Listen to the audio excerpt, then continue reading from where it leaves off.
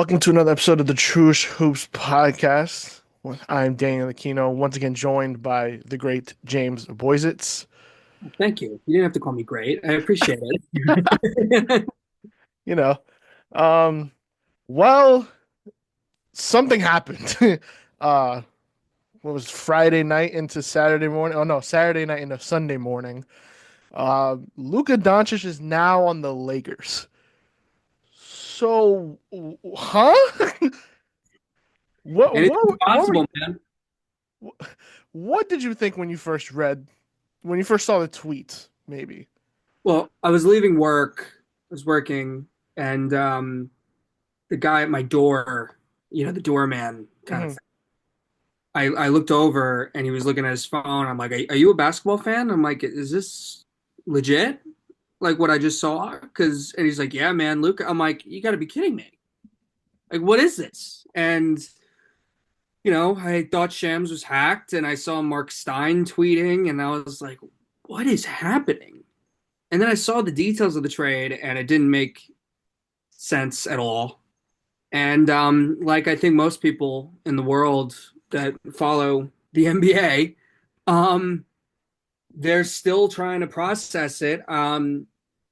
I can't see a reason why you think Dallas comes up on top here.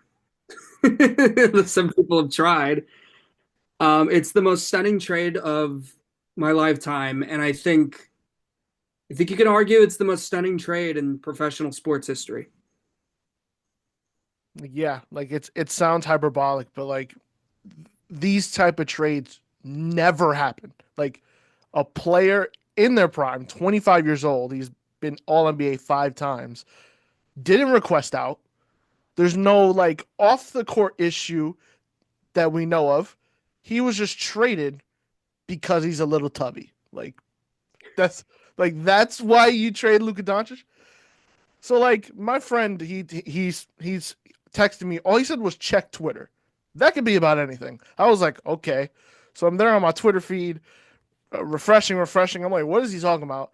And then I see the tweet Shams, Anthony Davis to Dallas, Luka to Lakers. I'm like, this is fake. This is stupid. Why? This can't be real. I'm thinking it's like, oh, this is like NBA Centel or like some parody account or Shams got hacked. Like I'm thinking it's something. And then a few minutes later, ESPN posted, and then other outlets start posting as well. And I'm like, is this real? Like for real? Like Shams had to actually tweet, yes, this is real, for people to actually believe that this was a trade that actually happened. And even right now, as we're talking about this, I'm still trying to wrap my head around this trade. Do you know how bad of a move it has to be for everybody to be like, "Oh, Shams got hacked"? Yeah, That's how that's bad this is. And I don't even care. I was listening to Ryan Russillo's podcast, and he had Will Kane on, and Will Kane basically said, he's a Dallas Mavericks fan. He said, even if the Mavericks win a championship, it's still not going to feel good. Like, not to mention, you talked about the tubby, whatever, right? It still doesn't make sense because A, they didn't shop him. So even if you were done with him, you could have shopped him to 29 teams, brought the price up. There, Nico Harrison was enamored with Anthony Davis, apparently, to the point where he was willing to give up an icon in yeah. Dallas sports. He has been for a long time apparently. And what doesn't make sense to me is like they look at his conditioning and they're like, this is a big reason he doesn't get it. We're done with him. And then you trade for Anthony Davis, who's 5 years older than him. Next month he'll be 5 years older than him, and injured, has an injury riddled career, just has trouble staying on the court. To his credit, that hasn't been the case recently, but that has been Anthony Davis. And so you aren't trusting Luka's ability to stay on the court at 25 years old, and you're going at his body, Frank, body shaming him completely. I Yeah. mean, insane. You're going at that when he took you to the finals last year. First time you're in the finals since Dirk in 2011. Um, this could be one of the biggest, not could be. I This could genuinely, be disastrous. I Like, genuinely think it could possibly be the biggest mistake in sports history. One of them. I mean, it's silly to say that because we still need to see it play out. yeah. But there's a reason trades like this don't happen. And you saw Dallas, I know nobody really played in that game, but they were down Oh 9 yeah, to they got at one point, and it goes to show like this is why these trades don't really happen because sports there's emotion to it. Like fans are drawn to a certain player, um, players are drawn to a certain player. Like you can't just swap Luka and Anthony Davis, and yeah, on paper Kyrie and Davis make sense, but not when there's so much history and chemistry with Luka Doncic. And the Dallas Mavericks, I know Cleveland's really good. They played deflated. They played like, I can't believe we just got rid of this guy. That's how the players played. Um, I don't know, man. yeah. I mean, because this blindsided everyone. Nobody knew. Like, I was reading it today that Nico Harrison and Rob Pelinka were having these secret meetings at coffee shops in Dallas, like just having these conversations. No one knew. Everyone found out either from their agent, I guess, minutes before Shams tweeted that out, or the same way we did. And there's videos of the Suns because they had a game at the time. Portland, they're all finding out on the bench. Like everyone just shocked that this occurred. And I agree. If you're going to trade Luka Doncic, how do you not check with the other 29 teams in the NBA? You don't think the Spurs were through everything? You could have picked whatever you wanted off the Spurs. If you said, "Oh, we got Luka Doncic shopping him," they would have been like, "Okay, pick who you want. Wemby is the only guy you can't have. We'll do it." Like, there's so many teams I'm sure around the NBA that would have wanted to add Luka Doncic. Like to only call the Lakers is weird. And then, yesterday I saw that, Nico Harrison was Anthony Davis's Nike rep. He was the Nike rep for Kobe, and he's had this relationship with Ron Palinka. That's why, I'm getting mad. Everyone's out here giving Ron Palinka credit. Like he didn't give him credit for having connections with Kobe. That's the only way that something like this gets done in this manner. And now I'm gonna read off the trade just in case anyone doesn't know the full details. The Lakers get Luka Doncic. They get Max Kleber and Markieff Morris. The Mavericks get AD with Max Christie, who's been the starting shooting guard for the Lakers recently, and a 2029 first round pick from the Lakers. And then the Jazz, because Danny Ainge couldn't help himself, got Jalen Hood-Schifino, which was the Lakers' 2023 first round pick, and 2025 second round pick from the Clippers and a second round pick from the Mavericks. So the Mavericks get AD, Max Christie, and one first rounder for Luka frickin' Doncic. Like, how is that not organizational malpractice?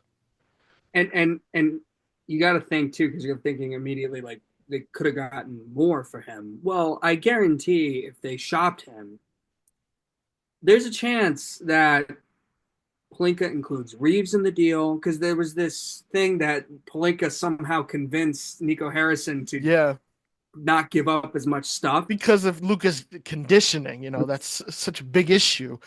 Um, yeah, like for, I can't believe it, man. I really can't believe it.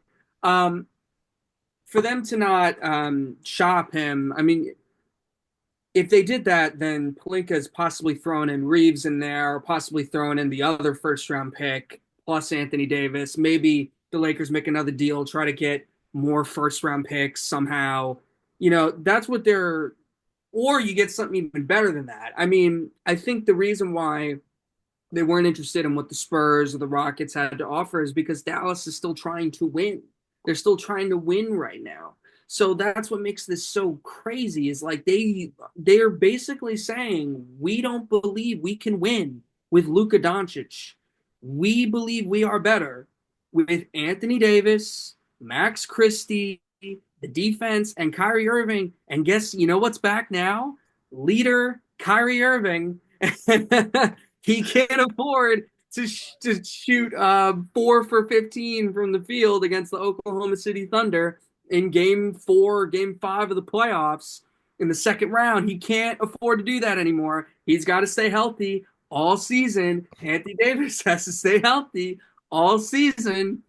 I mean, oh man, Nico Harrison, who I thought did pretty extraordinary job rebuilding Hmm. after the Kyrie deal, where it looked like Dallas's future was super bleak. You could partially blame Luka for how bad that season went, I think.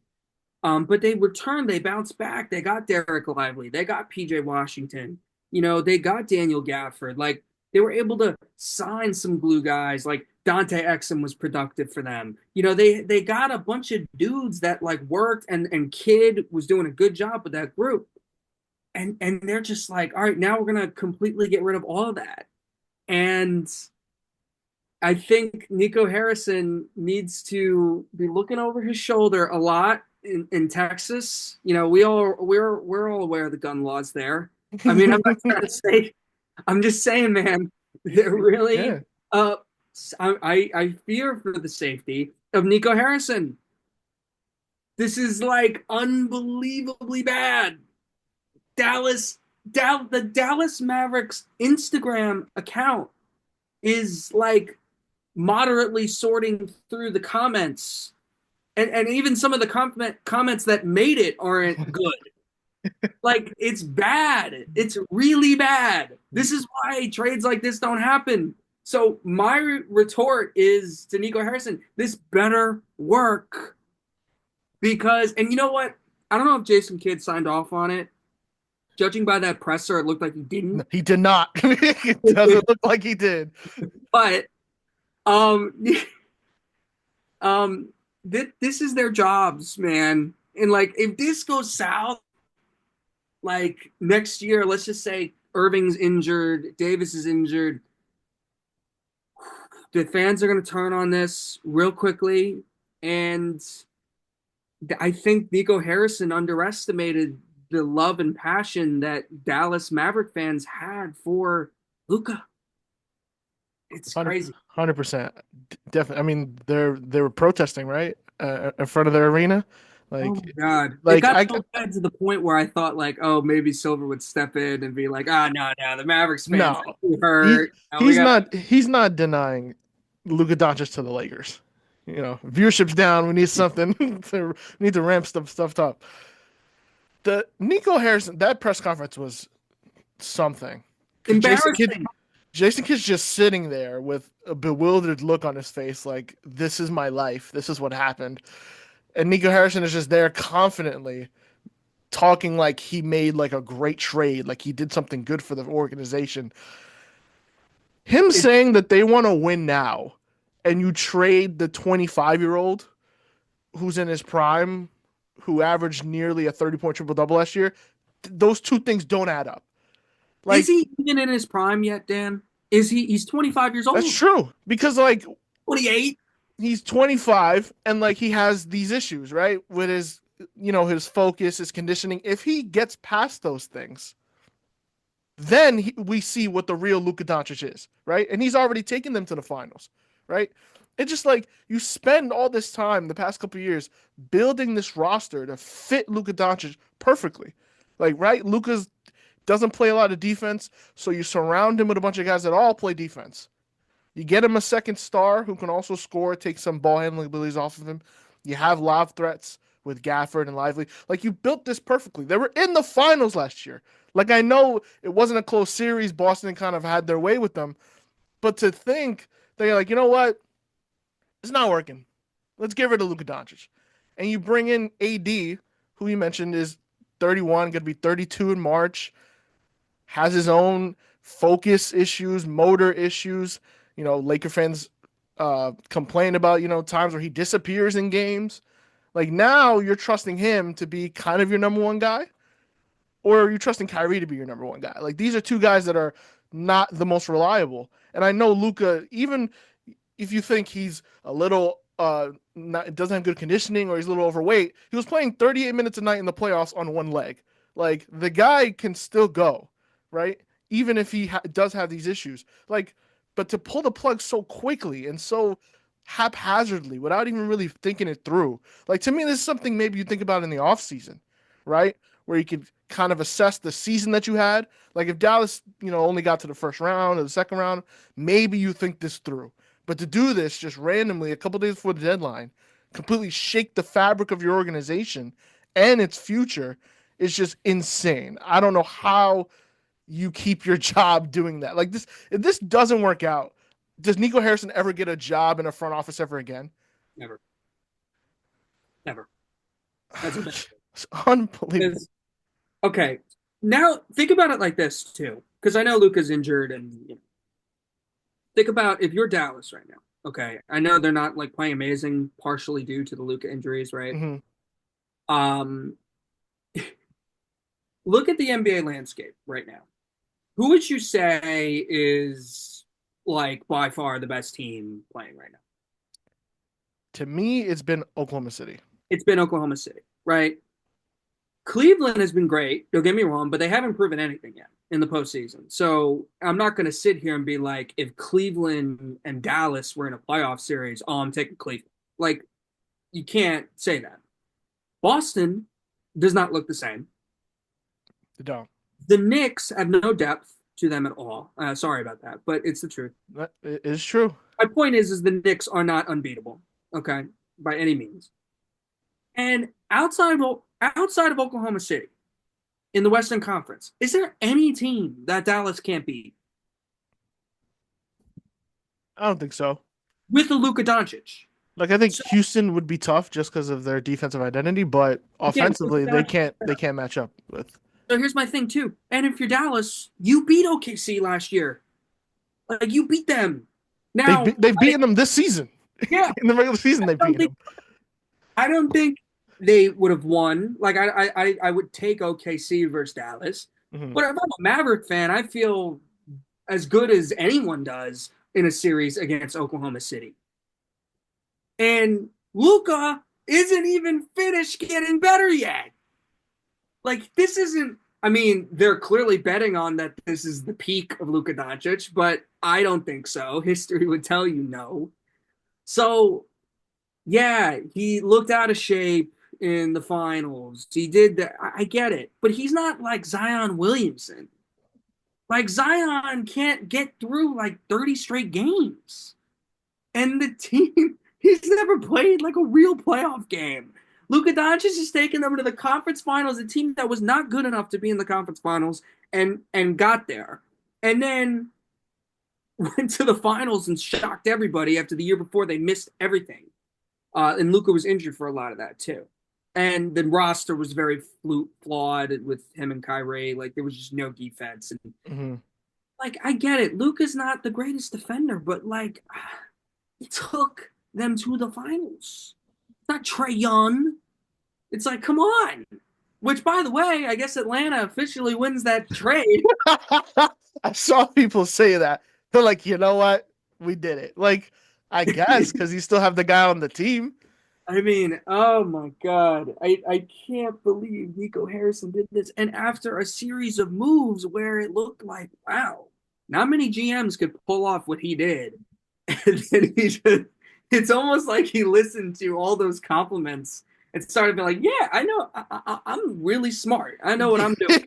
So I'm going to just, Luka, yeah, I've been around Kobe. Listen, man, like, and then you hear some of these former players like Charles Barkley and Kendrick Perkins. I love Chuck, who ripped Anthony Davis to shreds for years. Now all of a sudden he's like, they might be the best, second best team in the West. It doesn't matter. And then here's the funny thing: they're going at the Lakers like as if, oh well, who's going to play defense? It's like the Lakers aren't making this move for this year. Like they're set their organization up for the next decade. Hmm. It's like, come on. So I feel for Kid, unless he had some say in this move. Um, Nico Harrison, this could possibly be one of the biggest shots in the foot that an organization has ever done.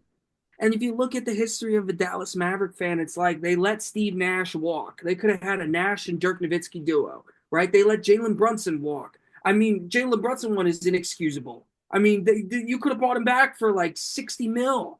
All right. You didn't want him. And then Mhm. it's like, all right, well, then you bought in Kyrie. Oh my God. Kyrie does so much nonsense in Brooklyn that the trade value is so low that you're able to get him. Which, by the way, Kyrie 2 weeks ago is like, oh, we won that trade. We're all set. Yeah, okay. That pick that you gave up, 2029, unprotected. So they'll be 35, 36 something years old by then. Mhm. What makes you think Dallas is going to be competing for titles, if any good at that point? Oh, so this is a win for the Nets too. I'm happy. Nico Harrison, thank you. Um, a funny thing about all this is that like a good amount of people still think Mark Cuban is like the controlling owner of the Dallas Mavericks when he sold most of his stake in the team. He's still part of the ownership group, but it is now no longer him making decisions. Because Mark Cuban would have never in a million years done this. He would never have traded Luka Doncic away for at this point in his career. And it's just one last aspect because I do want to get to the Lakers side of this because it's not as interesting but definitely notable. Um, they stuck with Dirk for so long, trying to make it work. They had a lot of disappointing seasons with Dirk, years where they were really good, like they lost to the eighth seeded Warriors that one year when they won like 60 plus games. Like you stick with Dirk all this time through his flaws and the flaws of the team, and building that team to finally winning in 2011 and how great that was to get another generational superstar while Dirk was still playing and then to give up on him 6 years in, it just doesn't make any sense, and it seems just like incredibly misguided. From the Lakers side, you get a call that Luka Doncic is available and they're willing to trade him to you. You don't say no. Like that just doesn't happen. Like I've seen a lot of Laker fans like, man, I feel bad for Anthony Davis. Like he's kind of really committed to like being on the Lakers and giving his all to the Lakers. But it's Luka Doncic. And like he's 6 years younger. That's a trade you have to make. You can't say no. This is a trade they do if the Lakers are at 3 seed. This is because LeBron's old. I mean, Yeah. this is what you got to do. And here's the thing too with them is like, I think it's so funny that the Lakers get a generational talent, and the more interesting team to talk about in this scenario is the other team. Hmm. Um, I'm curious to see what the Lakers do this season now because I actually think this could possibly. I mean, if LeBron's not able to make it work with Luka, like because there's a question about their fit and stuff. Like if I'm LeBron, like let Luka do his thing, just play off of him. Like really, you're 40. Like, just play off of him. This guy could win you another championship. Like, if you really, seriously, if the Lakers in the summer are able to kind of rebound this team a little bit, add more defense, like, this to me extends LeBron's career possibly a year if it goes right. If, like, I didn't know if this was going to be his last season, um, but it very well could have been. I think he plays one more year now. Like I think he plays next season, depending on how this rest of this year goes. Depending on how that clicks. I would like to see LeBron and Luka on the same team for at least a full year. So that'll be interesting. There's rumors about Nick Claxton. I'm not sure I'm interested in doing that unless I'm getting something decent back. You don't want Uh, Rui Hachimura, oh, Jackson Hayes. like I need a first round pick for Claxton. Oh, Like, 100%. Yeah. you know what I mean? Like, and Claxton, it's no secret. Like, Claxton really hasn't been that great this year. But I think it's a situation where, like, it doesn't shock me. It wouldn't shock me if the Nets hold on to Claxton because this hasn't been the greatest year for him. But he is young, and sometimes with some of these players, like, you do need to like keep them around a little bit, and then they'll play better. Like, there's no one really on the team that can create their own shot besides Cam Thomas, who's not playing right now. And, if you have a really good draft pick next to Nick Claxton, maybe he's playing a lot better. Like, if you put Claxton on the Lakers, like, he's a much different player and a perfect fit, and the Lakers fans are going to love him. because you got Luka Doncic and him, and then plus LeBron and all these guys, like more spacing possibly. I'm curious to see what they do with Austin Reeves. I would shop him because if you're going to have this Luka LeBron thing, you got to consider making that work. This allows the Lakers to, yeah, they're not going to be the favorites or anything, or a top three favorite or top five favorite, probably. But it gives them a shot at going to the finals while setting up the organization for the next 10 years. They don't have to rebuild. The fact that they don't have many picks is fine now. And because they got this guy and they're going to extend him. What do you think? Luka's going to leave LA? Luka's, Right. if anything, like we would be thinking about, oh, maybe he leaves Dallas for a team like LA or New York. He's not leaving LA. Like he's just not. So it's a no brainer for the Lakers, and I'm excited to see what they do. And I think it's important to these other people who are thinking, well, Dallas might be a better team on paper because it makes more sense. The Lakers don't have defense, and it's like I don't care. That doesn't matter. This year doesn't matter. Okay, this sets up the Lakers perfectly for a decade. I mean, Luka could be playing.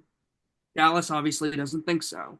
But if Luka does figure it out with his body, and he's not some super explosive guy, so I Right. don't know why he can't be like Harden or something. You know what I mean? Like, why can't he continue to play? Like Chris Paul, I know he's had his injuries. He's played for a long time. Like Luka, why can't he do that?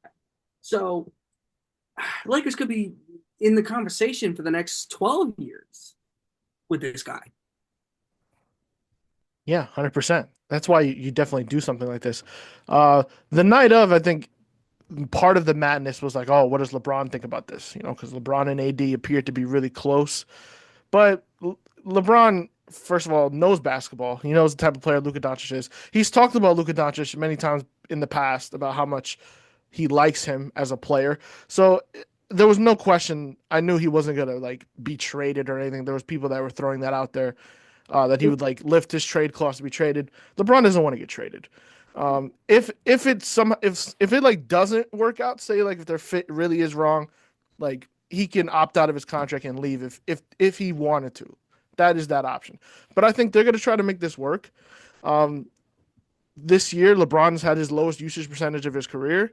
He's statistics off the ball, off cuts, and catch and shoot opportunities have been good.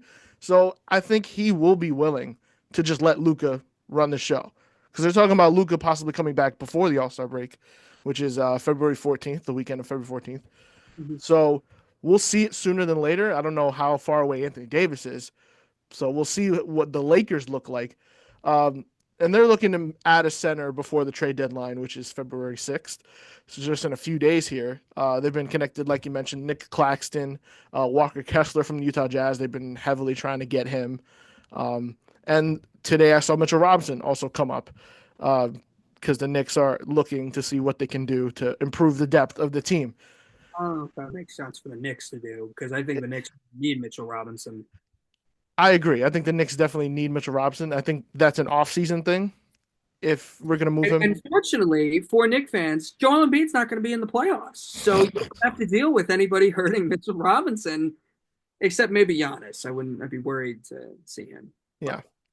But Um, I think it's funny, Laker fans are always painted as like delusional because they always like, we could get that guy. He's gonna come to the Lakers. Like, can you really make fun of them now? Because no, they yeah, somehow got Luka Doncic.